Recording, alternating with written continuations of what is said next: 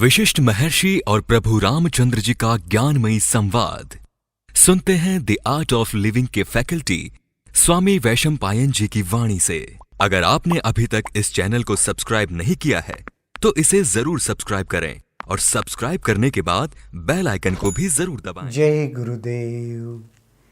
योग वशिष्ठ के अगले एपिसोड में आप सबका स्वागत है। पिछले एपिसोड की अगर चर्चा आपको याद होगी तो उसके अंत में महर्षि वशिष्ठ जी ने एक बहुत सुंदर बात कही थी। उन्होंने कहा था, जिसने आत्मज्ञान प्राप्त कर लिया है और उसे प्राप्त करने के लिए जो यत्न करता है उसके लिए संपूर्ण ब्रह्मांड बछड़े की पदछाप के समान होता है। तो उसके लिए पूरे ब्रह्मांड का अस्तित्व कुछ नहीं है जिसने आत्मज्ञान प्राप्त कर लिया है। उसी चर्चा को आगे बढ़ाते हैं। वशिष्ठ जी ने आगे कहा, हे राम, ये तीनों लोग पर ब्रह्म में होते हैं, परंतु अज्ञान के कारण स्वतंत्र तथा मूर्त वास्तविकता के रूप में दिखाई देते हैं। ये जो तीनों लोक है, पाताल, भू, स्वर्ग, ये तीन लोक प्रमुख माने गए हैं। ये सब कुछ परब्रह्म ही है, उसका हिस्सा ही है, परंतु अज्ञानवश हमें ये अलग अलग प्रतीत होते हैं और उसकी वास्तविकता महसूस होती है।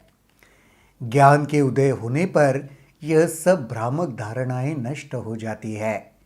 यह संसार भ्रामक बोधक के कारण ही प्रतीत होता है। यथार्थ बोध से इस भूल का नाश हो जाता है। सब कुछ ब्रह्म है, उसके अलावा जो भी वास्तविक लग रहा है वो सब भ्रम है। जब तक वो बोध नहीं होता, आत्मज्ञान प्राप्त नहीं होता, तब तक इनकी वास्तविकता प्रतीत होती है। जिसे वह आत्मज्ञान हो गया उसके लिए ये समझ में आ जाता है ये सब भ्रम है, सच नहीं है। हे राम, यह भूल सही प्रयास, सही अभिवृद्धि और सही ज्ञान के बिना दूर नहीं की जा सकती। जब तक वह ज्ञान नहीं होगा, सच्चाई अनुभव में नहीं आएगी, तब तक ये भूल सुधारी नहीं जा सकती। हे राम, उस व्यक्ति को धिक्कार है जो इस विभ्रम पर विजय प्राप्त करने का उपाय उपलब्ध होने पर भी संसार के भ्रम रूपी कीचड़ में पड़ा रहता है।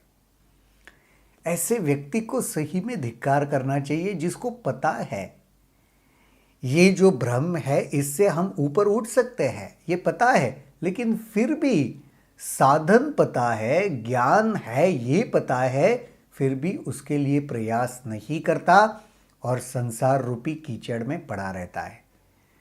जब इस अनुसंधान के सत्य का बोध होता है तो बल, बुद्धिमत्ता और तेज की अभिवृद्धि होती है। जब अनुसंधान से सत्य का बोध होता है, रिसर्च करने से जब सत्य समझ में आ जाता है तो क्या फायदा है? बल बढ़ता है, तेज बढ़ता है, बुद्धिमत्ता बढ़ती है, सूक्ष्म से सूक्ष्म बातें भी समझ में आने लगती है। जिस महापुरुष को सत्य का बोध हो चुका है और जो भ्रम से मुक्त हो चुका है, वह संसार को इस प्रकार देखता है जैसे गहरे नींद में हो। उसमें जरा भी लालसा नहीं होती।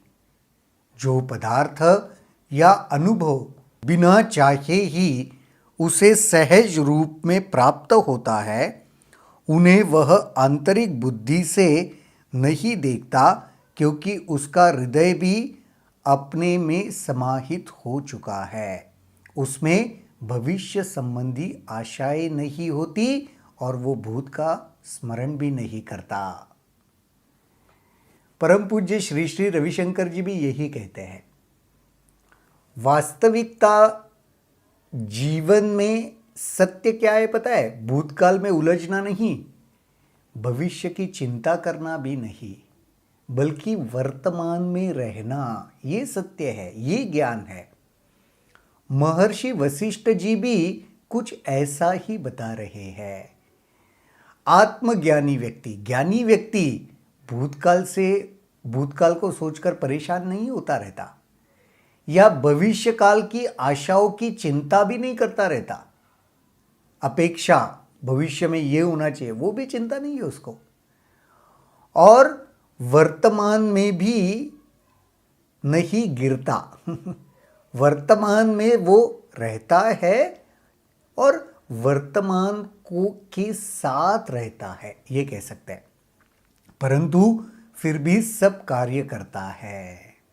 वही, जब हम वर्तमान में रहते हैं तो फिर वो उसके साथ तादात्म्य हो जाता है जो इस क्षण में है। वह सोते हुए जागता है और जागते हुए सोता है। वह सब कुछ करता है पर कुछ भी नहीं करता। आत्मज्ञानी व्यक्ति का ये एक विशेषता है, सब कुछ करते हुए भी कुछ नहीं करता, और कुछ नहीं करता है ऐसे प्रतीत होता है, तभी सब कुछ करता रहता है। अंदर से उसने सब कुछ त्याग रखा है, जबकि बाहर से वह व्यस्त लग रहा है।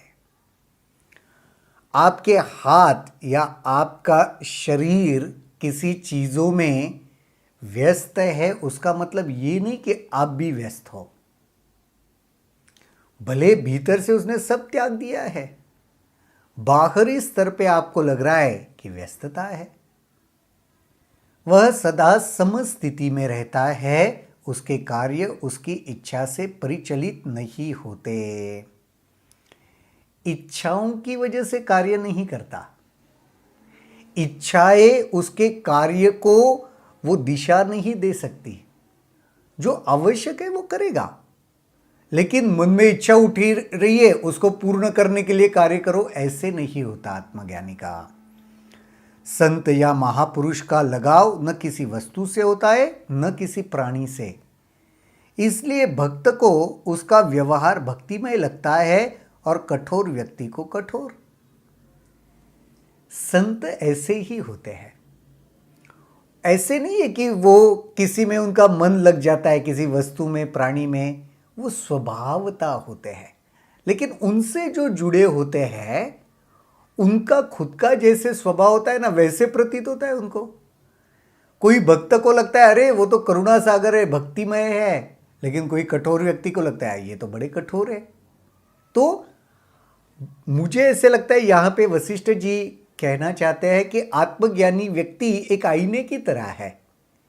उसमें जाके शायद हम अपना ही वह बिंब देखते हैं, प्रतिबिंब देखते हैं। वह बच्चों में बच्चा है, बूढ़ों में बूढ़ा है, नायकों में नायक है, युवाओं में युवा और दुखियों में दुखी। परम पूज्य श्री श्री रविशंकर जी के साथ रहकर ना ये मैंने काफ़ी बार अनुभव किया है कि मैंने काफ़ी बार देखा है, किसानों के साथ वो बातचीत करते हैं तो ऐसे लगता है जैसे किसान ही है वो। जब मैंने किसी कॉरपोरेट लेवल के बड़े बिजनेसमैन उन लोगों के साथ बात करते हैं तो देखा एकदम वैसे। युवाओं के साथ बात करते हुए उनको देखा है तो ऐसे लगता है एकदम युवा है। मुझे तो कहीं पे वो प्रतीत होता है जो महर्षि वशिष्ठ जी यहाँ पे प्रभु रामचंद्र जी को बता रहे हैं। उसके सुकुमार और मधुर शब्द ज्ञान से भरे होते हैं। उसके भले कर्मों से उसे कुछ लेना देना नहीं रहता, फिर भी वह भला करता रहता है। उसमें सुख की साध नहीं, इसलिए उसके प्राप्ति के लिए वह प्रयत्नशील नहीं रहता। उसको ना अच्छे बुरे के साथ मुझे अच्छा कर्म करना है, कुछ पुण्य अर्जित करना, ये कुछ नहीं है। फिर भी वो अच्छे ही कर्म करते रहता है। मुझे लगता है वो उसका स्वभाव हो जाता है ज्ञानी का। वो चाहकर भी बुरा नहीं सोचता, बुरा नहीं करता। अगर कोई बुरा कर रहा है तो फिर वो ज्ञानी नहीं है, आत्मज्ञानी नहीं है। कोई ये कह सकता है कि अरे फलाने ने ये किया, फिर वो शायद अभी तक आत्मज्ञान तक पहुंचा नहीं है, ये कह सकते हैं। लेकिन आत्मज्ञानी व्यक्ति जो होता है वो स्वभावता ही अच्छा ही होता है, भला ही होता है और भला ही करता है, चाह में नहीं। जैसे नदी बहती है, बहना उसका स्वभाव है, मुझे ऐसे लगता है आत्मज्ञानी का वो स्वभाव है अच्छा ही करना। जब प्रयत्नों का शुभ परिणाम निकलता है तब वह आनंदित नहीं होता, और यदि प्रयत्नों का परिणाम शुभ नहीं निकले तो वो दुखी भी नहीं होता। प्रयत्न भी करता है, प्रयत्नों को अगर सक्सेस मिल गया, यश आ गया तो खुश नहीं होता, और अगर गड़बड़ हो गया तो दुखी भी नहीं होता। वह खिलवाड़ी बच्चे की तरह उन्हें अपनाता या त्यागता है। न उसे चंद्रमा की चांदनी गर्म होने पर आश्चर्य होता है और न सूर्य का ताप ठंडा होने पर आश्चर्य होता है। जो एकदम विपरीत कुछ देखते हैं ना, जैसे चंद्रमा कभी गर्म नहीं हो सकता, उसकी शीतलता का प्रतीक है ना वो, सूर्य गर्माहट का प्रतीक है। अगर वो ठंडा हो गया, अगर ऐसे भी हो जाए तो भी वो आत्मज्ञानी को आश्चर्य नहीं होता। वह जानता है आत्मा ही असीम चेतना है जो सबकी करता धरता है। विस्मयकारी घटनाओं से भी वह विस्मित नहीं होता। कितना आश्चर्यजनक भी कुछ हो जाए ना, उसे आश्चर्य नहीं होता, उसको पता है ये सब कुछ मुमकिन है चेतना में। वह भीरू नहीं होता और न क्रोध में अपनी भड़ास निकालता है। ना उसे किसी का डर लगता है, ना कभी क्रोधित होकर वो भड़ास निकालता है। वह जानता है प्राणी बराबर जन्मते और मरते हैं, इसलिए वो दुखी या सुखी भी नहीं होता। वह जानता है कि संसार उसी तरह से दिखाई देता है जिस तरह से स्वप्न में वस्तुएं दिखाई देती है। अतः ये सभी पदार्थ क्षणिक जीवी है, इसलिए उनसे न सुख की अनुभूति होती है न दुख की। आज का ये पूरा एपिसोड अगर हम देखेंगे तो आत्मज्ञानी कैसे जीवन बिताता है उसका बहुत ही सुंदर विश्लेषण है। तो जब भी हम किसी संत को देखते हैं, हमें ये सब अनुभव में आता है, ये सब प्रतीत होता है, ये ऐसे ही जीते हैं ये संत महात्मा। तो हमारे लिए भी ये एक बहुत सुंदर बात यहाँ पे महर्षि वशिष्ठ जी ने बतलाई है कि देखो, एक आत्मज्ञानी जब जीवन जीता है उसका जीवन कैसे होता है। ये जो एपिसोड है इसको ज़रूर 2-3 बार आप लोग देखना, क्योंकि बहुत ही सुंदर विश्लेषण एक आत्मज्ञानी का यहाँ पे महर्षि वशिष्ठ जी ने किया है। आज के एपिसोड में यहीं पर रुकते हैं, अगले एपिसोड में देखते हैं और क्या होता है। तब तक के लिए जय गुरुदेव। अगर आपके इस वीडियो को लेकर कुछ सवाल हैं तो कमेंट सेक्शन में जरूर लिखें, जिसके ऊपर हम आने वाले वीडियोस में चर्चा करेंगे।